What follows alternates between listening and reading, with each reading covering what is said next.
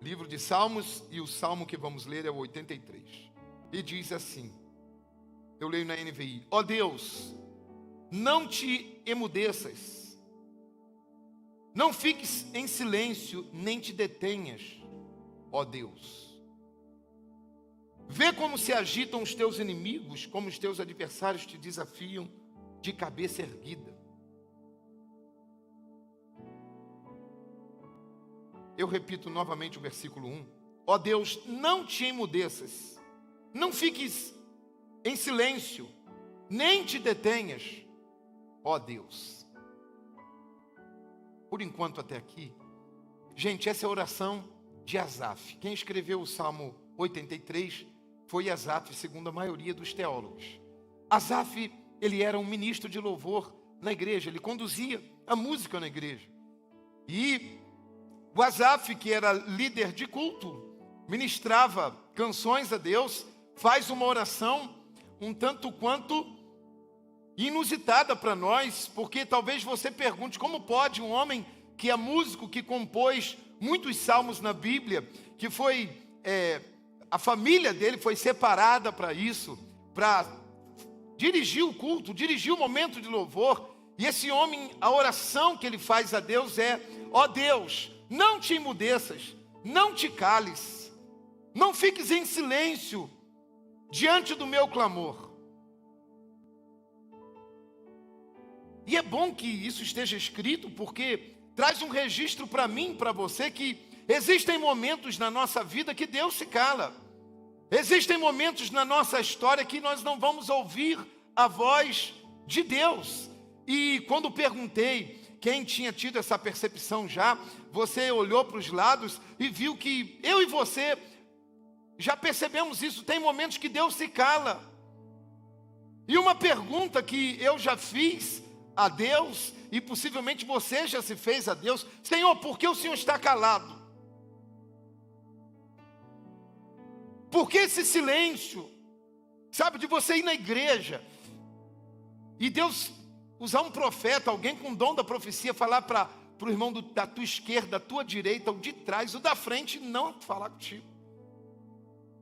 Momentos em que a gente está precisando, tudo que a gente quer ouvir, uma palavra, seja do pastor, seja de alguém, e você vai meio que provocando aquilo, e Deus está em silêncio. Asaf passou por isso, e de verdade o silêncio de Deus grita alto nos nossos ouvidos. Elias passou por esse processo. E de verdade, quando Deus se cala, nós ficamos confusos, perturbados, quietos. E tantas perguntas passam na nossa mente. E às vezes, quando nós mais julgamos que precisamos da voz de Deus, parece que Deus está em silêncio. Assim, parece que o silêncio dele é mais avassalador. E a pergunta para nós: por que Deus se cala? Eu fiz algumas considerações, gostaria de conversar com vocês essa noite, para nós pensarmos um pouquinho, por que Deus se cala? Por que quando oramos, muitas vezes, tem dia na nossa vida, e eu já vivi essa experiência, acredito que muitos aqui, que você sai do portão e já percebe a voz de Deus, já percebe um direcionamento de Deus. Quem já teve essa experiência? Assim, muito rapidamente, mas são dias e necessariamente nesses dias nós não estamos precisando de nenhuma resposta. Esse final de semana, por 2 vezes, eu tive uma experiência tão especial, tão singular. Por 2 vezes, Deus me falou a mesma coisa em situações diferentes, mas de forma muito clara, em que eu tive assim a certeza que era Deus falando comigo. Mas já passei por períodos de silêncio grande de Deus. E talvez você esteja enfrentando o silêncio de Deus, a ausência de respostas para situações que você enfrenta na sua vida, para situações no seu casamento, na sua história, para situações no seu ministério. De repente Deus está falando até outras coisas, mas temas importantes, temas que são conflitantes na sua vida, Deus não toca, não entrou nesse assunto ainda. Por que será que Deus se cala? Eu queria fazer algumas considerações debaixo da palavra de Deus, à luz da palavra de Deus, na experiência cristã. Primeiro, Hernandes Dias Lopes diz que o silêncio de Deus é pedagógico. Então o silêncio de Deus nos ensina algumas coisas. Muitas vezes Deus se cala para nos ensinar.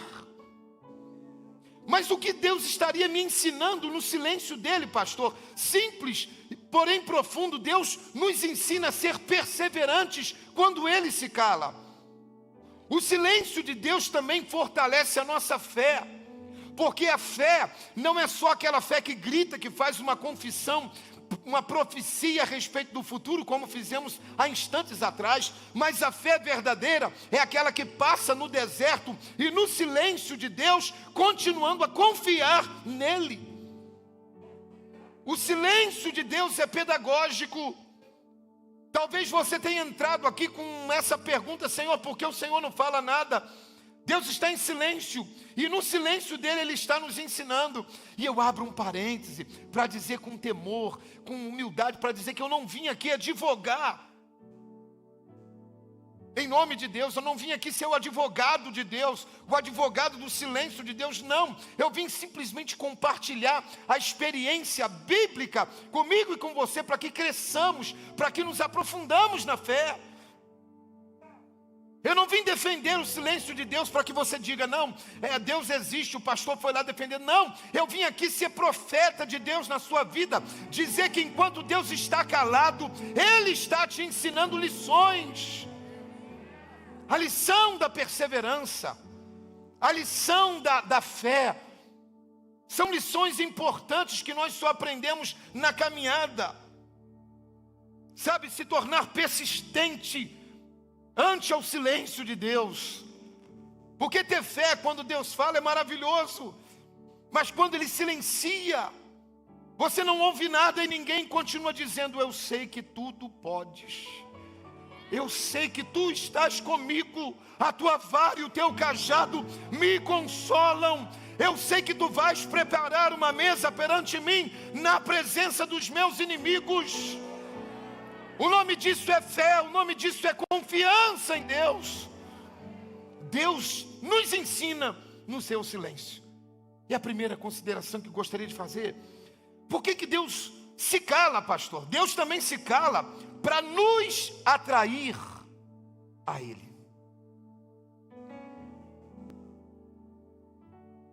Deus se cala para verificar o nosso nível de busca. Há uma frase de Mike Murdock que ele diz o seguinte: a busca prova o desejo. Quanto mais você deseja uma coisa, mais você busca por ela. Sim ou não? Sim ou não, gente? Quem já foi buscar na geladeira alguma coisa com fome? Já foi de madrugada? A busca prova o desejo. Sabe por que você saiu hoje do teu trabalho e veio para o culto aqui? Você veio aqui, você poderia ter visto online, mas você falou: não, eu quero ir lá, eu quero ir lá, eu quero sentir algo de Deus, eu quero estar com a congregação, eu quero ouvir algo de Deus. Sabe por que isso é busca? Sabe o que te faz levantar algumas madrugadas? É o desejo por Ele. Sabe o que te faz ficar em jejum algumas horas? É a fome de Deus. A nossa busca prova o desejo, e muitas vezes Deus se cala para aumentar o nível da tua busca. Por isso que em Jeremias capítulo 29 ele diz assim: vocês me acharão e me encontrarão, vocês me buscarão e me encontrarão, quando me buscarem de todo o vosso coração. Aleluia. Sabe o que faz Deus vir num culto? É o tamanho da fome do povo por Ele. Sabe o que faz Deus se manifestar num culto? Nessa noite, de repente, até o final dessa reunião, você vai sentir algo de Deus. Sabe o que é? A nossa fome por Ele. Quanto mais fome de Deus houver em um lugar, mais manifestação da sua presença terá dele naquele lugar. Deus se silencia para nos atrair. Aquele senso de ausência. Moisés ficou 40 anos no deserto sem ouvir. Ricardo, a voz de Deus, uma frase de Deus ele não ouviu. 40 anos. Ele sai do Egito, fugido. Faraó quer matar Moisés, porque Moisés havia matado um egípcio. Moisés vai para o deserto, fica lá 40 anos. E depois de 40 anos, o Senhor, diz a palavra, aparece numa sarça. A sarça pega fogo. E o fogo não consumia a sarça. Moisés se aproximou da sarça. Havia silêncio de Deus. Mas a voz de Deus ecoou do meio da sarça quando Moisés parou tudo o que estava fazendo e se aproximou dela. O silêncio de Deus na nossa vida muitas vezes é para nos atrair. Por que Deus se cala? Para nos atrair. Deus é o oposto de uma miragem. Isso é importante que você entenda essa analogia. Deus é o oposto de uma miragem. A miragem, quando você está vendo uma miragem, quanto mais você se aproxima dela, mais distante ela fica, não é assim? Lembra do azul no horizonte? Mais se aproxima, mais distante fica. Deus é o oposto da miragem. Quanto mais você se aproxima dele, mais a ele você vai sentir. Agora é preciso ter uma busca. Por que Deus se cala? Deus se cala para nos atrair. Por que Deus se cala, pastor? Deus se cala para nos ensinar. Por que Deus se cala? Deus se cala também para nos provar. Deus se cala em momentos de dificuldades. Deus se cala em momentos de provações. Sabia que na provação de Jó, Edmilson, na provação de Jó, Rogério, Deus se calou. E a gente só vai ouvir Deus falar. Primeiro falou Elifaz, Bildade, Zofar. Os amigos de Jó foram falando. Deus só vai falar com Jó a partir do capítulo 38. A partir do capítulo 38 de Jó, Deus vai falar com Jó. E quando Deus começa a falar com Jó, Deus começa fazendo perguntas para Jó. E aí você vai ler, são aproximadamente 70 perguntas Deus faz a Jó. Na hora da provação, Deus estava em silêncio. Talvez você esteja passando por um momento de provação e passando juntamente, em conjunto com esse momento, o silêncio de Deus. A palavra de Deus para você e para mim é: não desista. Eu estou te ensinando com o meu silêncio. Eu estou te aprovando com o meu silêncio. Eu estou te firmando na minha rocha com o meu silêncio. E Deus não explicou nada para Jó, o porquê fez, o que aconteceu. Deus não explicou, não há uma explicação. O Jó não ouve da boca de Deus uma explicação. Por exemplo, Deus poderia falar para Jó: Jó, sabe o que aconteceu até agora? O diabo foi lá, te chamou, o diabo foi lá e eu provoquei o diabo e falei se ele queria tocar em você, porque você era fiel a mim. Deus não explicou nada para Jó. Deus só faz perguntas. Onde você estava quando eu formei a terra? Onde você estava quando eu coloquei limites no mar? Aonde você estava quando eu coloquei o firmamento? E ainda assim, Jó permanece fiel. O silêncio de Deus. Eu não sei os conflitos que você pode estar enfrentando hoje. Não sei. Que área que Deus silenciou na sua vida? Porque às vezes, como lhes disse, tem coisas que Deus fala para a gente, mas tem coisas que Ele não fala, ficou em silêncio.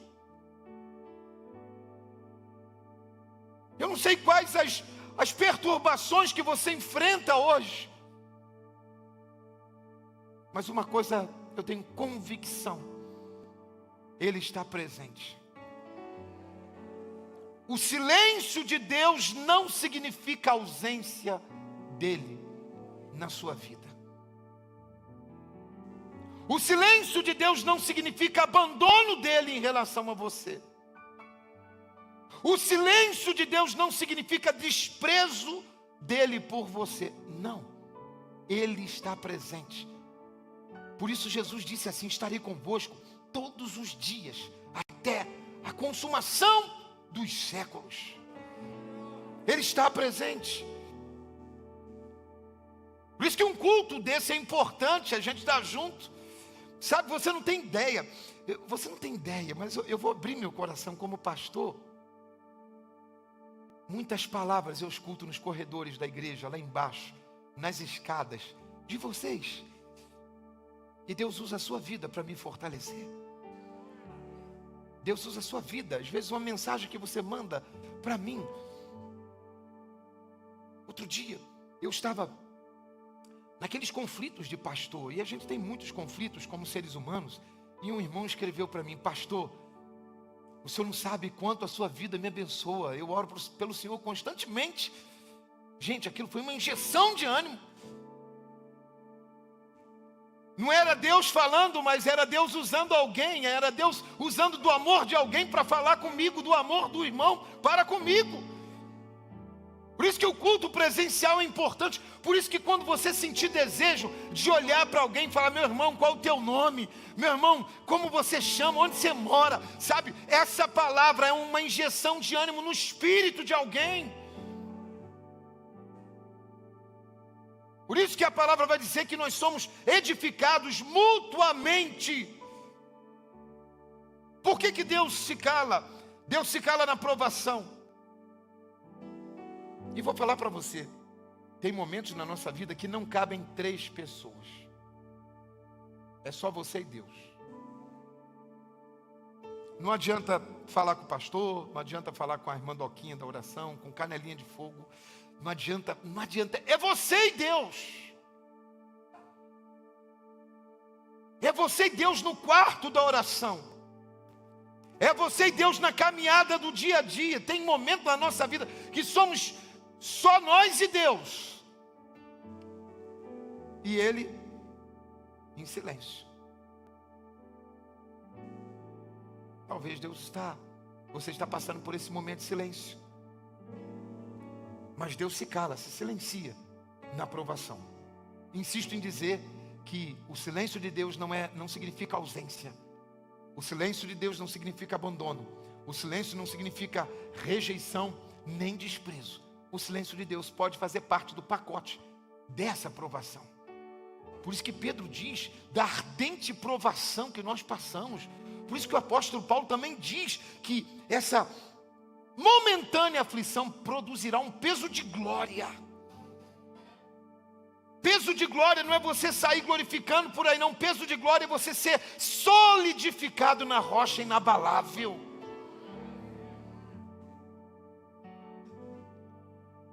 Pastor, por que Deus se cala? Uma outra consideração que eu gostaria de fazer é que Deus se cala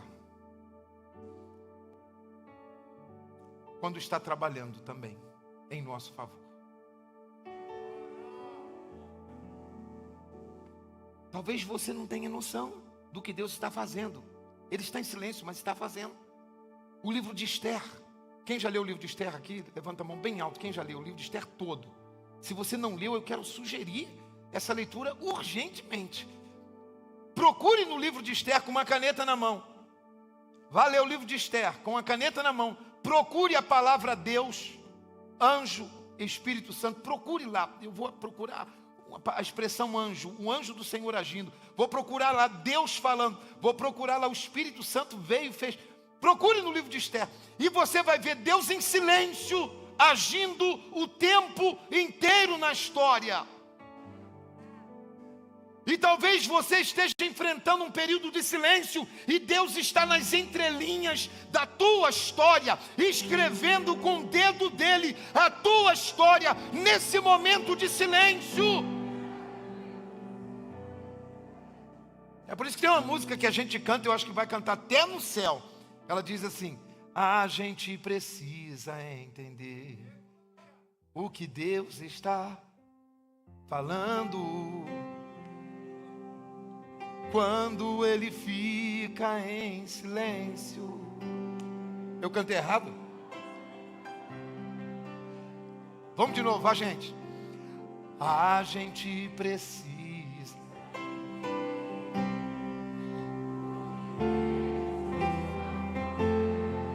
falando. Pode cantar falando, é isso aí. Aí canta bem alto. Quando ele fica em silêncio. Quando ele fica em silêncio, é porque está trabalhando. Então louve, simplesmente louve. No silêncio de Deus você adora Ele.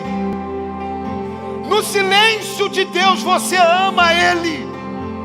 No silêncio de Deus permaneça fiel a Ele. Não importa, louve, teu louvor invade os céus. Canta comigo. Deus vai na frente, abrindo o caminho, quebrando as correntes. Ordena aos anjos. Ele abre a porta para ninguém mais fechar. Ele abre e ninguém fecha. Caminha contigo de noite ou de dia. Erga a tua mão. Comece a cantar com muito louvor. É com muito louvor. Nós te amamos, Pai. Aleluia. Nós te amamos, Pai, nós te amamos. Nós confiamos em Ti. Não há nada que mude isso, Pai. Nós confiamos em Ti. Não há homem na terra que mude isso. Não há situação. Nós confiamos em Ti. Aleluia.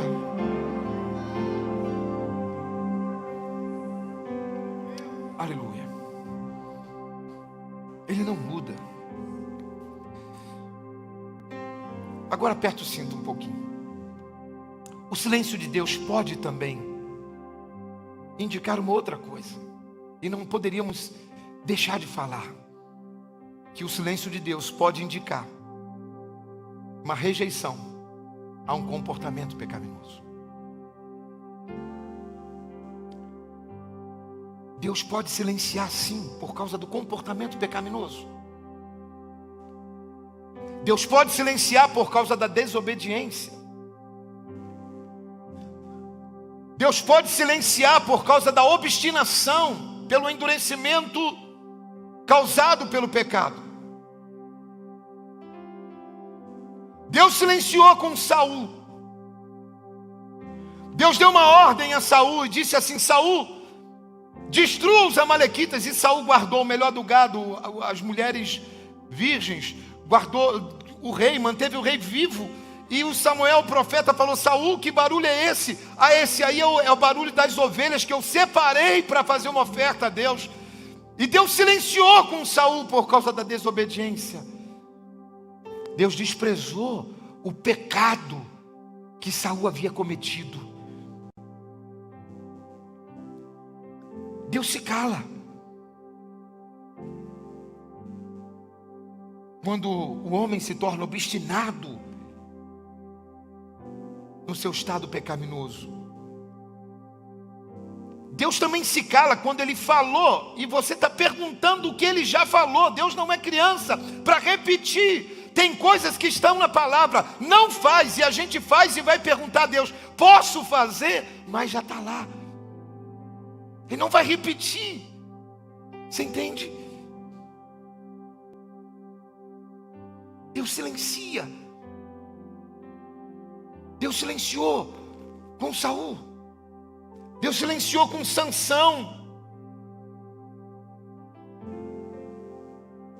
Deus silenciou com o rei Acabe. O silêncio de Deus pode também indicar uma rejeição ao nosso comportamento.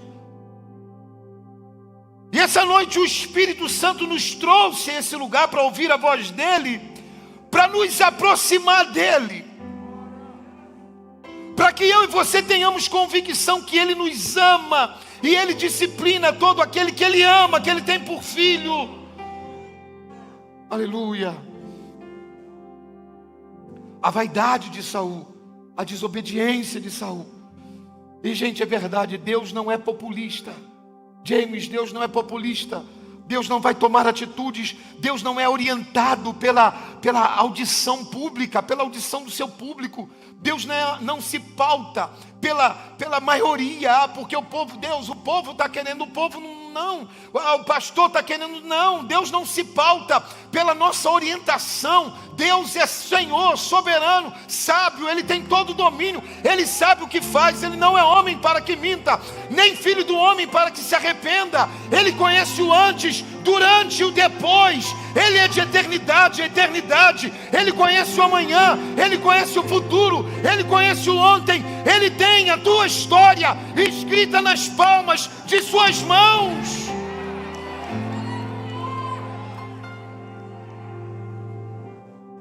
Aleluia. Então essa noite o Espírito Santo nos chama. Ele nos chama para uma aproximação dEle. Ele nos chama inclusive para nós avaliarmos, Senhor, onde é que eu estou errando? Ou para nós avaliarmos a situação e falarmos, Deus, eu estou sendo provado. Se estou sendo provado, eis-me aqui. Se o Senhor quer me ensinar, eis-me aqui. Se o Senhor quer que eu veja determinadas situações, eis-me aqui. E a última consideração que faço essa noite, recapitulando, o silêncio de Deus é pedagógico. O silêncio de Deus vem para nos provar. O silêncio de Deus, Ele nos ensina muitas coisas. O silêncio de Deus pode ser uma reprovação a um comportamento de um coração endurecido. E uma outra consideração a respeito disso é que, guarde isso, o silêncio de Deus pode ser rompido.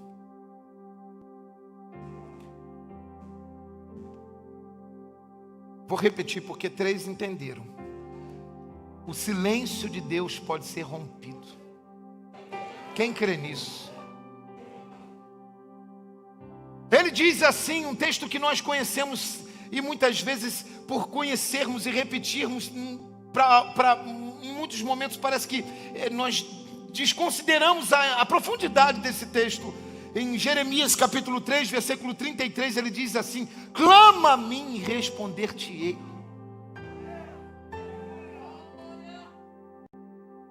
Deus responde a quem clama. O silêncio de Deus pode ser rompido. O Salmo 51, pastor Rocha, diz a palavra, o Senhor diz assim: a um coração contrito e quebrantado, jamais desprezarás, ó Deus. O silêncio de Deus pode ser rompido por um coração quebrantado. O silêncio de Deus pode ser rompido por um coração que clama. O silêncio de Deus pode ser rompido quando nós nos humilhamos. O silêncio de Deus pode ser rompido quando nós desistimos de nós, desistimos da nossa posição e nos rendemos completamente a Ele. Você pode romper o silêncio de Deus.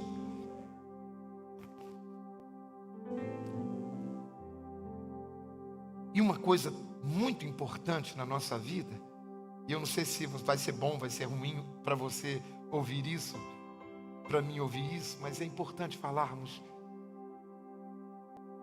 De repente você entrou aqui percebendo o silêncio de Deus. Ah, pastor, eu não sei se eu estou em pecado, eu não sei se eu estou sendo provado, eu sei que está um silêncio. Eu vim até para o culto porque eu estou muito frio. Não, veja bem, você veio para o culto não é porque você está muito frio, não. Você veio para o culto é justamente que você está percebendo. Você que falou, eu vim porque eu estou me sentindo frio, eu vim buscar. Essa busca é uma prova de que você não está tão distante assim. Porque dura coisa é quando nós não percebemos mais que Deus distanciou-se, que o silêncio de Deus está gritando em nossos ouvidos. Dura coisa é quando estamos distantes sem perceber a distância. Essa noite o Espírito Santo nos desperta. Se você sentiu o silêncio, você sabe por que está percebendo o silêncio. E nos desperta também se você não estava sentindo a ausência, percebendo a distância. Ele diz: filho meu, estou te chamando para perto. Volta, desperta. Desperta, porque o noivo vem.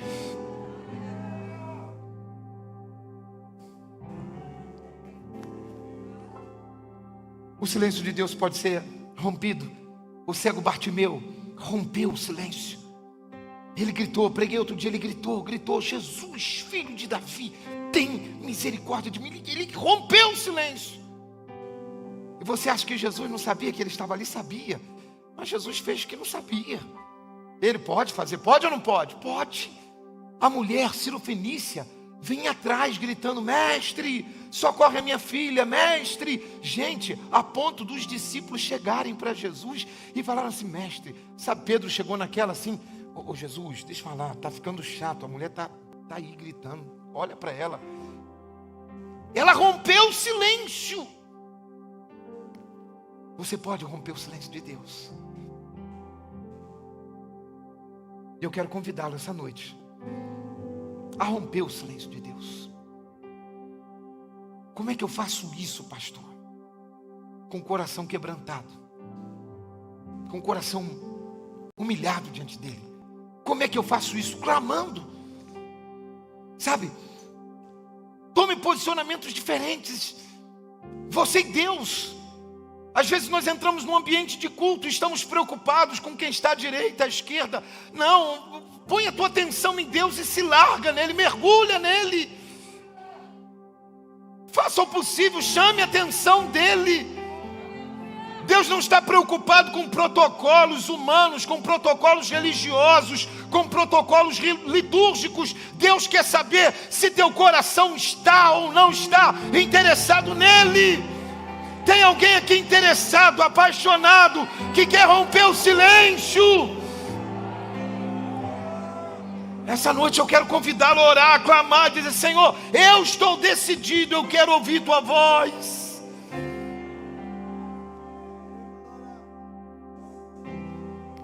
Eu quero ouvir tua voz. Senhor, eu quero te sentir perto. Eu vou fazer alguma coisa na minha vida. A minha vida não será mais a mesma. Aleluia. Gente, vamos combinar uma coisa. Se foi para... Quem é filho de Deus aqui? Levanta a mão. Isso, eu não quero ser redundante nem chato, mas você não é filho de Deus? Quem é filho de Deus, se manifesta aí, faz alguma coisa, diz eu. Então, se é filho de Deus, vamos ser para valer, querido. Chega de café com leite, vamos ser para valer. Eu sou filha de Deus e ponto. Eu sou filho de Deus e ponto. Vou viver com intensidade. Vou mergulhar. Eu quero tudo que o Espírito Santo tem para mim nesse tempo. Alguém pode me acompanhar? Alguém pode fazer essa declaração? Diga: Espírito Santo, eu quero tudo que tu tens para fazer nesse tempo na minha vida. Ore alabassúria, alabassúrias. Você quer tudo de Deus? É hora de se posicionar. É hora de romper o silêncio. De dizer: Senhor, eis-me aqui, eu vou fazer o que for preciso. Se for preciso gritar, eu vou gritar. Se for preciso chorar, eu vou chorar. Se for preciso me humilhar, até me quebrantar, eu vou me quebrantar. Se for preciso me arrepender, eu vou me arrepender. Mas eu quero a tua presença. É hora de romper o silêncio dele. Quem sabe ele está se escondendo para te atrair. Quem sabe ele está te atraindo e você não percebeu, ele está te atraindo. Urialabassúrias. Não é o quanto você tem de Deus, mas é o quanto Deus tem de você. Às vezes a gente quer muito de Deus, mas quanto Deus tem da gente? O que nós entregamos no altar? E se Deus te pediu o teu Isaac? E se Ele não mandar o anjo bradar na hora que você for entregar teu Isaac? Você terá tudo de Deus quando Deus tiver tudo de você. Não é o quanto eu recebo, é o quanto eu entrego para Ele. Não é o quanto eu tenho dons, não é o quanto eu tenho de talento, não é o quanto eu tenho de unção. Isso tudo não vai valer de nada naquele dia, mas vai valer quanto você teve de Deus, quanto você entregou de Deus, quanto Deus teve de você. Tem gente talentosa que está entregando 10% do seu talento, e tem gente que aparentemente não tem um talento que aparece, que é exposto, mas entregou tudo para Deus. Deus não quer só teu coração, Deus quer tudo. Deus não quer só a tua roupa, Deus quer tudo. É tudo. Eu quero convidá-lo a orar essa noite, porque há um texto em Apocalipse que me chama muito a atenção. Quando falamos do silêncio de Deus, não dá para deixar isso passar. Porque em Apocalipse, o Espírito Santo, Jesus falando com a igreja, Hélida, Ageu, Jesus falando com a igreja, ele diz assim: quem tem ouvidos, ouça o que o Espírito diz à igreja. Então talvez você esteja esperando a voz vir de fora para dentro. Talvez a sua experiência com o Velho Testamento seja esperando Deus bradar do alto do Sinai, seja esperando Deus vir num roda-moinho, ouvir um trovão, e você esqueceu momentaneamente. Eu vim te lembrar que o Espírito dele, que o Espírito Santo está agora dentro de você. Ele não fala mais de fora para dentro, ele fala aqui de dentro para fora. Ele fala aqui no teu interior. É Ele que te trouxe aqui, é Ele que diz assim, vai orar. É Ele que diz assim, não fale essa palavra. É Ele que diz assim, freia, não faz isso. É Ele, o Espírito Santo. E Ele está dizendo, quem tem ouvidos, ouça o que o Espírito diz à igreja. Vamos orar nesse momento. Irmão, não sei o que você vai fazer, mas eu quero sugerir que nós tenhamos uma atitude hoje, só um ensaio, de que vamos romper com o silêncio de Deus. Quem está entendendo isso? Eu não sei o que você vai fazer quando você levantar, se você vai gritar, se você vai levantar a tua mão, se você vai dobrar o joelho, não sei, mas eu quero sugerir que você faça um ensaio do que você está disposto a fazer na sua vida particular, no seu anonimato com Deus. Quero convidá-lo a se colocar de pé nesse momento e nós vamos orar agora. E vocês me acharão quando me buscarem de todo e vosso coração, e serei achado por vós, diz o Senhor. Vamos orar nesse momento. Fale com o Senhor. Fale com o Senhor.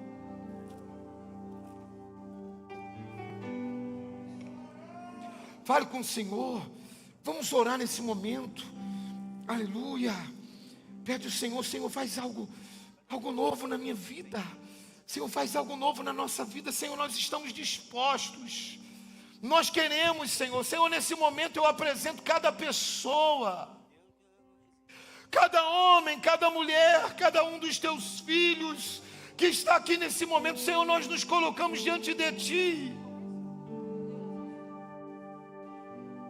E nós te pedimos, Espírito Santo,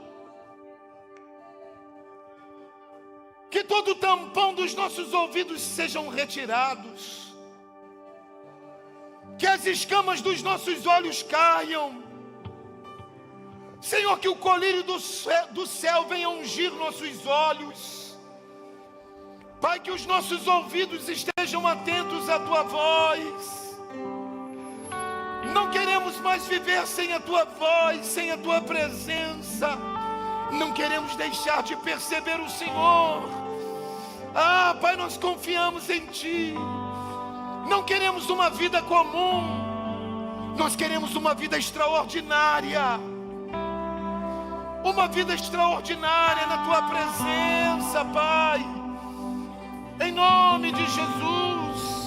Espírito Santo, eu oro por homens e mulheres que precisam de uma vida extraordinária. Nós queremos viver uma vida extraordinária. Não queremos mais viver, Deus, apáticos. Em nome de Jesus. Em nome de Jesus é a nossa oração, meu Pai. Em nome de Jesus. Aleluia. Então louve, simplesmente louve. Aleluia. Louve. Você pode cantar essa canção.